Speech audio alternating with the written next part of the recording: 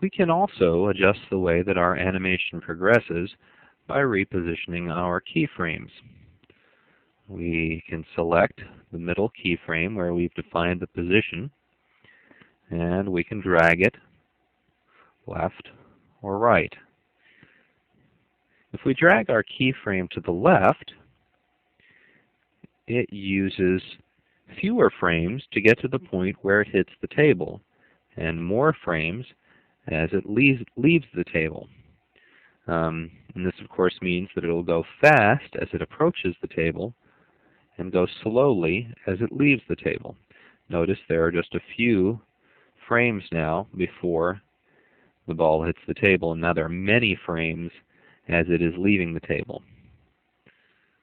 We rewind, press play, and watch.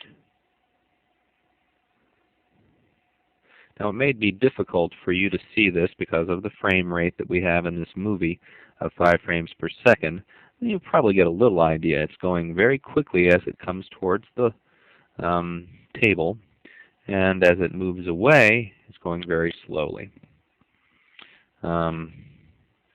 We could also drag our keyframe to the right in our score.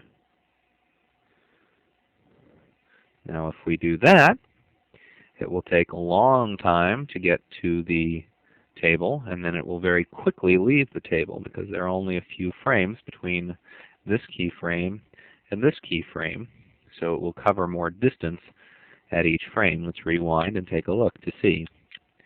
Going very slowly towards the table, now very quickly off the table. You may have even missed it because of the frame rate of this movie, but it's just going very quickly off of the table. Now we could also just delete our middle keyframe if we wanted our animation to return to the original path of the ball just flying over the board. To do this, we just select the keyframe in the score, which we've already done, and press the delete key. Notice how our animation path suddenly becomes straight. We want it to bounce though, so let's switch it back. Do you recall how to do this? Okay, we're going to add a keyframe to the middle of our path.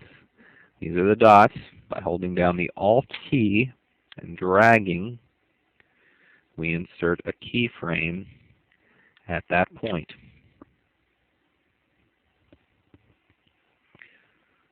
Okay, we can then adjust our middle keyframe so that it spends more time approaching the table than leaving it if we want. So we just drag this over to the side just as we did before.